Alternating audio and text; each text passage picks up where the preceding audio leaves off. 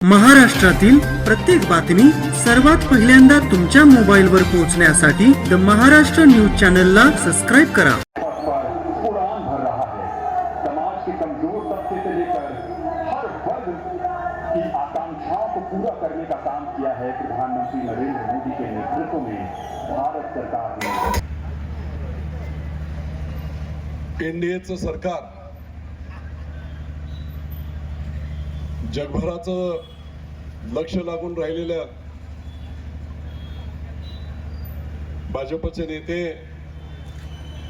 आणि 2 वेळा या देशाचे पंतप्रधान असणारे आदरणीय नरेंद्रभाई मोदी यांनी आज हॅट्रिक साधत तिसऱ्यांदा भारत देशाच्या लोकशाहीतलं सर्वोच्च पद म्हणजे पंतप्रधान पदाची शपथ काही क्षणांपूर्वी घेतली आणि खऱ्या अर्थाने भारतभरामध्ये प्रचाराच्या दरम्यान जे त्यांनी शब्द दिले होते ते शब्द पुढच्या 5 वर्षात पूर्ण करण्याची कटिबद्धता निश्चितपणे त्यांच्यामध्ये आहे।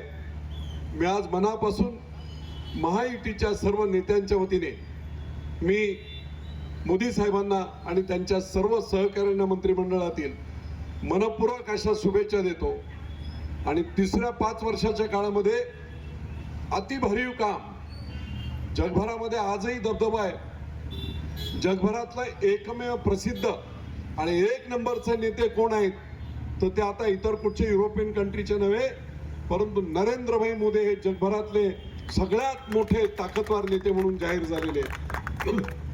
पुढच्या 5 वर्षामध्ये त्यांच्या हातून खूप मोठ्या गोष्टी घडणार आहेत आणि म्हणून मित्रो जरी आपल्याला अपयश आले असेल तर एक लक्षात घ्या, खोटा अपप्रचार करून संविधान बदलणार आहेत। 400 पार कशासाठी हवेत? 400 पारचं याच्या माध्यमातून पूर्ण बहुमत घेऊन संविधान ते बदलतील अशा प्रकारचा अपप्रचार करून त्यांनी एका समाज गटाला आपल्यापासून बाजूला केलं।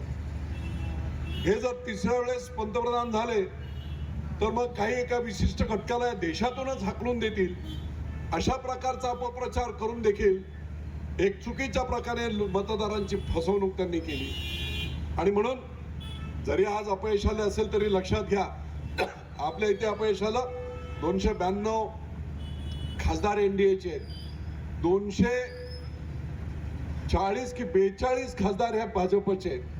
म्हणजे 2009 2014 आणि 2019ला आणि 2024ला मिळून जेवढी संख्या काँग्रेसची आहे 4 वेळची तेवढी संख्या भाजपची एका वेळची आहे, हे लक्षात घेतलं पाहिजे। त्यामुळे कोणी किती आनंदात असेल निश्चितपणे पुढचा कार्यकाळ हा अतिशय भव्य असेल। चंद्रबाबू नायडू सारखे कर्तृत्ववान एक मुख्यमंत्री हे आपल्याबरोबर आहेत, नितीश कुमारांसारखे एक मुख्यमंत्री आपल्याबरोबर आहेत आणि अतिशय तगडं ताकदवान अशा प्रकारचं मंत्रिमंडळ होत आहे। नरेंद्रभाई मोदींनी एकनाथभाई शिंदे आणि त्याचबरोबर आज मला वाटते पुरुषोत्तम जाधव त्यांना मंत्रिपद दिलंय। 7 वेळा निवडून आलेले आहेत। या पक्षांमध्ये आणि महायुतीमध्ये न्याय होतो। इथे खरं म्हटलं तर एकनाथ शिंदेचे सुपुत्र देखील होते, पण नाही, जो काम करतो त्याला न्याय दिला पाहिजे या पद्धतीने महायुतीचं संपूर्ण काम आहे। आणि म्हणून मित्रो आता आपण कोणी भाजप सेना राष्ट्रवादी असं न करता महायुतीचा जल्लोष करत आपण सर्वांनी काम केलं पाहिजे।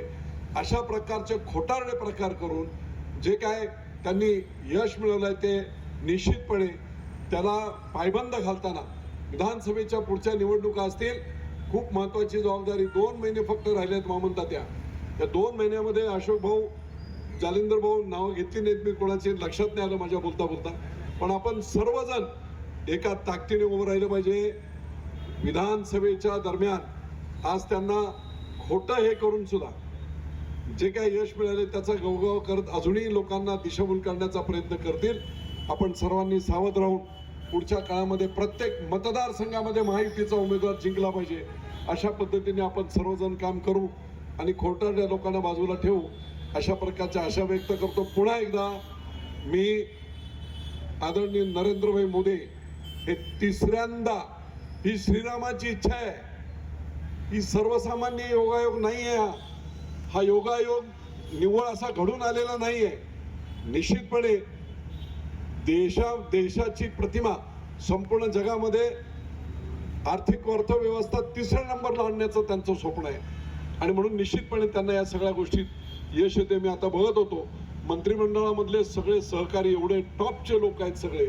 आणि निश्चितपणे आपण सगळ्यात पुढे जाऊ. कोणी खचून जाता कामा नये. इथे ह्या बूथला एवढी मतं पडली, त्या बूथला एवढी मतं पडली, अजिबात खचून जाता कामा नये. खोटा प्रचार करून त्यांनी केलाय. आपण हे सगळं लोकांना पटवून देऊ. आपल्या सगळ्यांची ती जबाबदारी आहे. आपण ते निश्चितपणे करू अशा प्रकारची आशा व्यक्त करतो.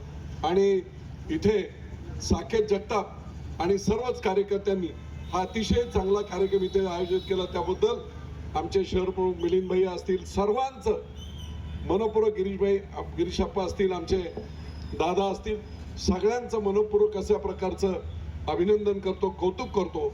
आणि अशाच प्रकारे आपण सर्व ठिकाणी ॲग्रेसिव्ह राहू अशा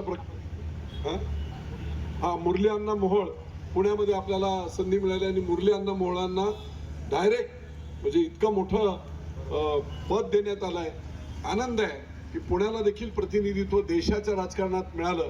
आणि मुरली अण्णा मोहोळ यांना पहिल्यांदाच खासदारकी मिळाली आणि पहिल्यांदाच मंत्रिमंडळ आणि सर्वसामान्य आपल्यातला माणूस आहे, सर्वसामान्य. त्यामुळे निश्चितपणे त्यांच्या हातून देखील पुणे जिल्ह्यामध्ये खूप चांगल्या प्रकारची कामं होतील अशा प्रकारची अपेक्षा व्यक्त करतो. आणि पुन्हा एकदा सांगतो, एकनाथभाई शिंदे मुख्यमंत्री असतील, देवेंद्र फडणवीस उपमुख्यमंत्री असतील, अजितदादा पवार उपमुख्यमंत्री असतील, कुठच्याही प्रकारचे गैरसमज वगैरे न करता तिघांनी ताकदीने आपण काम केल्यानंतर कोणी आपल्याला थोपवू शकत नाही. ही देखील कार्यकर्त्यांनी लक्षात ठेवा. आत्मविश्वास वाढवावा अशा प्रकारची अपेक्षा व्यक्त करतो. पुन्हा एकदा हा कार्यक्रम आयोजित केलेल्या सर्व कार्यकर्त्यांचं मनपूर्वक असं कौतुक करतो आणि थांबतो.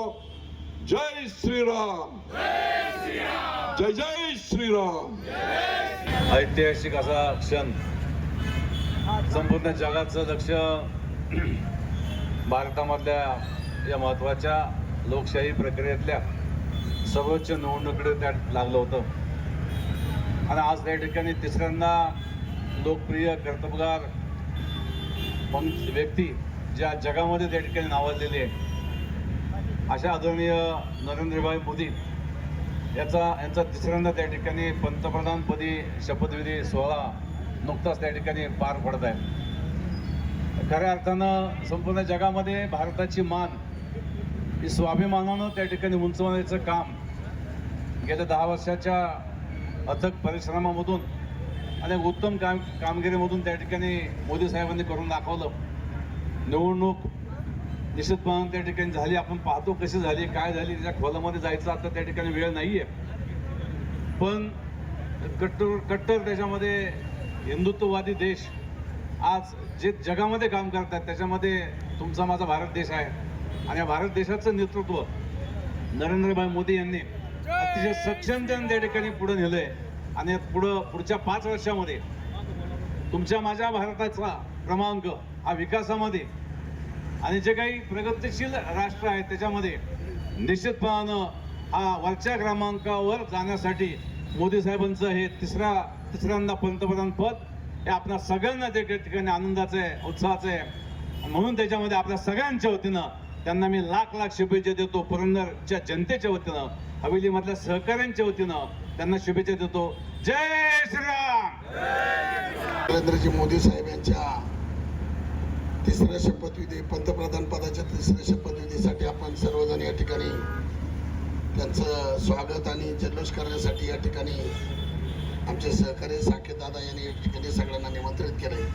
त्याचप्रमाणे या तालुक्याचे माजी राज्यमंत्री व सगळ्यांचे आपले सर्वांचे श्रद्धा विजयबापू शिवतरे असतील, माजी आमदार आशुभाऊ ठेकवडे, जिल्हा परिषदेचे माजी अध्यक्ष जालिंदर भाऊ कामते, त्याचप्रमाणे तालुका प्रमुख गंगारामदादा जगदाळे, गिरीशप्पा जगताप, विशालराव पानसरे, उमेशभाई जगताप, रमेशराव इंगळे, भाजप शहराध्यक्ष संतोष काका जगताप, त्याचप्रमाणे अमोल जगताप, मनोहर जगताप, सर्वच मान्यवर या ठिकाणी आपण आता साकेतनी सांगितल्याप्रमाणे, भाऊंनी सांगितल्याप्रमाणे खरं तर तसं बघायला गेलं तर आपल्या बारामती लोकसभा मतदारसंघामध्ये आपला या ठिकाणी निश्चित एक फसवणूक करून, मतदारांची फसवणूक करून, या ठिकाणी दिशाभूल करून या ठिकाणी आपल्या उमेदवाराचा पराभव केला आहे आणि त्याची सल कुठंतरी आपल्या सगळ्यांच्याच मनामध्ये आहे.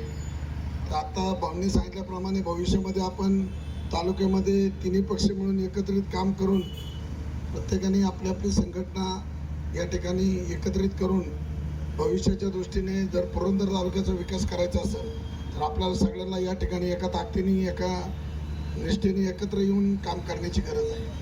आणि असं करत असताना आपल्याला या राज्याचं नेतृत्व, मग ते एकनाथजी शिंदे साहेब असतील, अजितदादा पवार असतील किंवा फडणवीस साहेब असतील, यांच्या मार्गदर्शनाखाली चांगल्या प्रकारची दिशा धरून आपण या तालुक्याचा विकास करू. तालुक्यामध्ये आता ही बोलण्याची वेळ नाही आहे, पण या ठिकाणी पाण्याचा प्रश्न जो गंभीर आहे, तो पाण्याचा प्रश्न फक्त आणि फक्त आपलं सरकारच सोडू शकतं. आणि यासाठी आपण सर्वांनी या ठिकाणी एका ताकदीने इथून पुढं काम करू आणि या देशाचे पंतप्रधान नरेंद्रजी मोदी यांचं जे सरकार स्थापन होत आहे, या सरकारसाठी सर्वांना या ठिकाणी शुभेच्छा व्यक्त करतो आणि या ठिकाणी थांबतो.